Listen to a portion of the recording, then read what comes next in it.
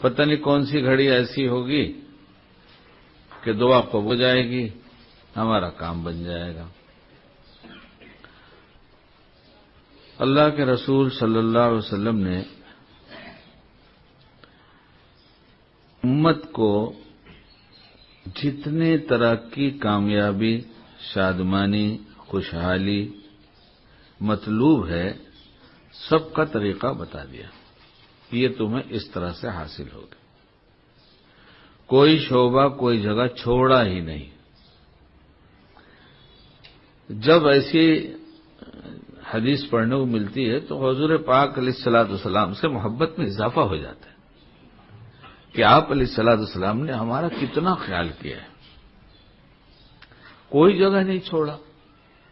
آپس میں مل کر دھندا آدمی کرتا ہی، کاروبار کرتا ہے، کوئی ایک ادارہ ہوتا ہے، کوئی جگہ ہوتی ہے جہاں لوگ مل کر کام کرتے ہیں، یہ تو ہوتا ہی ہے دنیا میں۔ اب یہ مل کر کامیاب کیسے ہو، اس کا طریقہ آپ علیہ الصلوۃ والسلام نے سیدھا سادہ بتا دیا کہ خیانت نہ کوئی کرے، کوئی خیانت نہ کرے۔ ہم دو آدمی کو ایسے کو جانتے ہیں جو پارٹنرشپ میں کام کرتے تھے اور بہت اچھا کام چلتا تھا، کھاتے پیتے لوگ تھے۔ اس میں سے ایک صاحب نے بتایا کہ کئی سال کے بعد اچانک مجھے کچھ تنگی محسوس ہوئی کاروبار میں،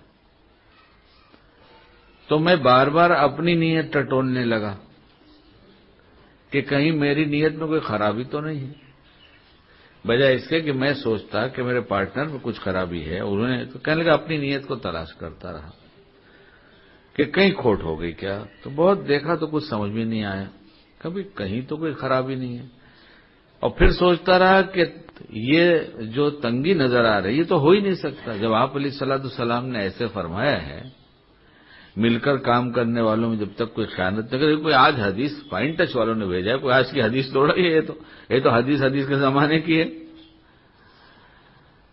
تو کہنے لگے بہت غور کیا، سمجھ میں آیا نہیں، اور پارٹنر کی طرف کبھی یہ نگاہ اٹھتی نہیں تھی کہ یہ خیانت کریں گے۔ ایک دن اچانک ان کے پارٹنر نے کہا کہ مجھے الگ کر دو،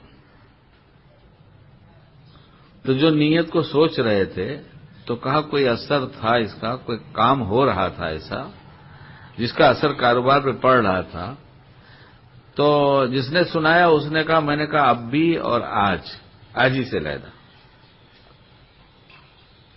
زمین جگہ میں 2 حصہ کر دیجئے، بچا ہوا مال آپس میں تقسیم کر کے 2 حصے میں رکھ دیجئے، حساب کتاب بیٹھ کے کر لیجئے، جو آپ کا وہ آپ کا، جو میرا وہ میرا۔ انہوں نے بتایا کہ میں نے سب حساب، اور انہوں نے کہا میں دیکھنے نہیں آتا کہ آپ کہاں کتنی پیمائش میں کم کرتے ہیں، کچھ مجھے یہ نہیں کہ آپ کچھ کم زیادہ نہیں کریں گے، سامان بھی ویسے ہی دیں گے جیسا ہے۔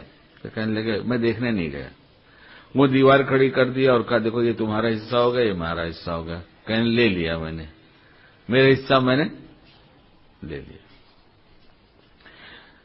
بتایا کہ مجھے بعد میں پتا چلا کہ کوئی بہت بڑا ایسا کام تھا جو انہوں نے کوئی ایسی نئی پارٹی مل گئی یا پرانی پارٹی مل گئی جہاں پر انہوں نے معاملہ الگ سے کر لیا تھا، دھیرے دھیرے کرتے کرتے جب سیٹ ہو گیا کہ یہ کام میں اکیلے کر لوں گا تب اعلان کر دیا کہ بھائی مجھے الگ کر دو۔ تو جو سنا رہے تھے انہوں نے کہا کہ اس وقت مجھے یہ اندازہ لگا کہ دیکھو نیت کا کتنا خراب اثر ہوتا ہے۔ پھر کہا کہ چند سال گزرے تھے کہ ان کا دھندا ہی ختم ہو گیا اور میرا دھندا عروج پہ چلا گیا۔ دیکھا آپ نے نیت کا اثر۔ جہاں 2 شریک ہوتا ہے وہاں تیسرا اللہ ہوتا ہے، یہاں 2 کی شرکت ہوئی، تیسرے اللہ کی ہو گئی۔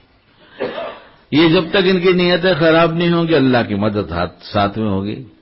اب اللہ کی مدد خود سے ہٹا دینا اور مقدر کا جو مال تھا، جو مقدر کی روزی تھی، وہ اللہ کی مدد کے ساتھ آتی، اس کے بجائے خود اپنی پالیسی بنا کر اپنی نیتوں کو خراب کر کے اپنا نقصان کرنا، یہ تو بہت بڑی بیوقوفی کی بات ہے، عقل مندی کی بات نہیں، اور بڑا اثر ہوتا ہے اس کا۔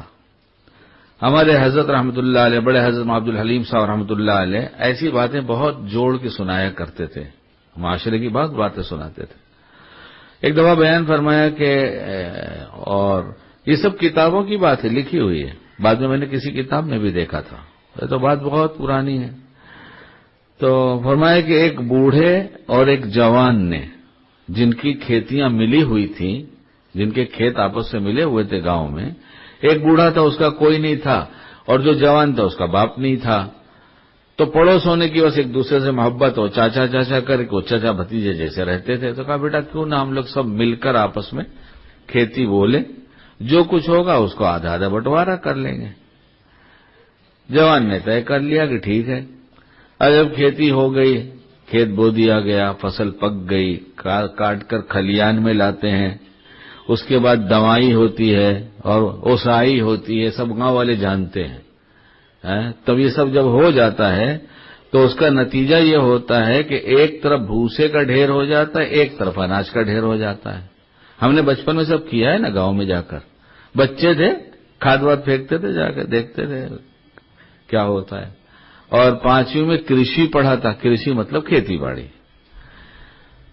تو جب یہ ڈھیر لگ گیا اناج کا، بٹوارا ہوا کہ آدھا تمہارا اور آدھا ہمارا، تم تمہارے گھر لے جاؤ، جب رکھ لو میں میرے گھر لے جاؤں، اور دونوں الگ الگ کر دیا گیا، بیچ میں سے ایسے یہ تمہارا یہ میرا۔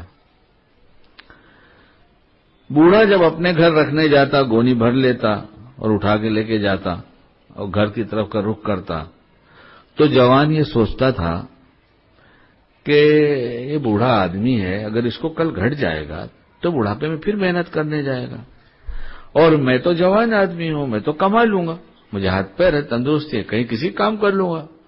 تو اس لیے وہ اپنے ڈھیر میں سے نکال کر اناج بڈھے کے ڈھیر میں ڈال دیتا تھا۔ بوڑھا جب اپنے گھر لے کے جاتا تو جوان اپنے میں سے نکالتا اور اس میں ڈالتا، اور جب جوان اپنے گھر لے کے جاتا تو بوڑھا یہ سوچتا کہ میرا خرچ ہی کیا ہے، بوڑھا آدمی ہوں، میرا تو بہت ہو گیا، یہ جوان اس کے بال بچے ہیں، اس کا خرچ ہوگا تو پھر کہاں کیا کرے گا بیچارہ۔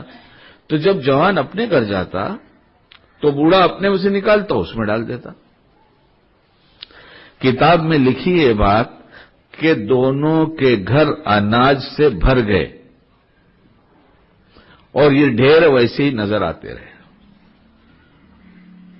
یہ ہے نیت۔ کہیں کام ہو، چھوٹا کام ہو، بڑا کام ہو، جب آپس میں مل کر کام کرنا ہو، اپنے ساتھیوں کی عزت بڑھاؤ، اسے نفع زیادہ پہنچنے دو، اسے نفع زیادہ پہنچنے دو۔ اللہ کبھی محتاج نہیں کرے گا، نیتوں کی برکت ملتی ہے، نیتوں کی برکت ملتی ہے۔ ایک آدمی جو بڑی تنگی میں تھے، ایک زمانے میں ایک کام بازار میں چلا تھا، آری مشین کا کام کہتے تھے، یہ بات شاید 76 کی ہوگی، 75-76 کی، آری مشین کا کام۔ یہ عربوں کے عورتوں کے جو ڈریس بنتے ہیں، اس میں اس وقت ایک آدمی اکیلا دن بھر میں کچھ کام کرتا تھا تو 70, 75, 80, 100 روپے تک مزدوری ہوتی تھی، وہ بہت ہوتا تھا۔ کہنے لگے میں نے وہ کام شروع کیا اور اس میں سکسیس نہیں ہوا تو مشین میرے پاس پڑی رہ گئی، حالانکہ بہت تنگی میں تھا، سوچتا تھا مشین نکال دوں، کچھ گھر کا خرچ مل جائے گا۔ ایک نوجوان آیا، اس نے کہا کہ سنا ہے آپ کے پاس مشین ہے، تو انہوں نے بتایا کہ میں نے کہہ دیا ہے کہ کرائے پر دے دیجیے، میں اس وقت مشین خرید نہیں سکتا، کام جانتا ہوں۔ تو کرایہ طے ہو گیا، جو بھی طے ہوا اس زمانے میں، اور وہ ان کے لیے بہت تھا کہ اتنا بھی ملے گا تو کچھ تو میرا کام چلے گا۔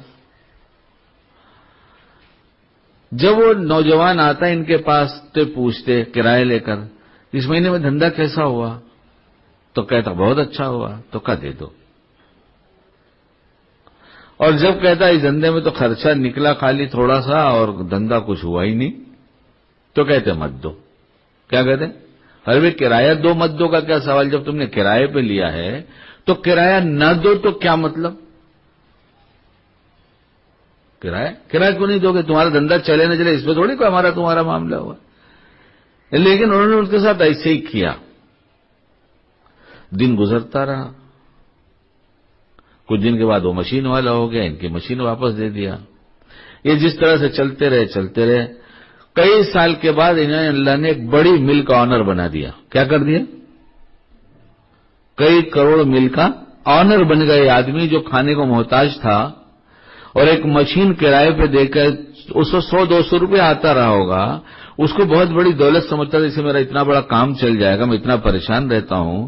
लेकिन एक मोमिन भाई के साथ ये हमदर्दी किया तो कहा वो तो कहां गया हमें पता नहीं, मुझे अल्लाह ने करोड़पति बना दिया। ये सब नीयत के असरात होते हैं। किसी की बेइज्जती, किसी की इज्जत, किसी का वकार, किसी का माल न कोई बढ़ा सका है न बढ़ाएगा, न घटा सका है न घटाएगा। फैसला तो अल्लाह करता है। ऐलान कर दिया अल्लाह ने, ये तो मेरे कब्जे में है, इज्जत दे दूं, जिल्लत दे दूं, इसे कोई घटा बढ़ा नहीं सकता।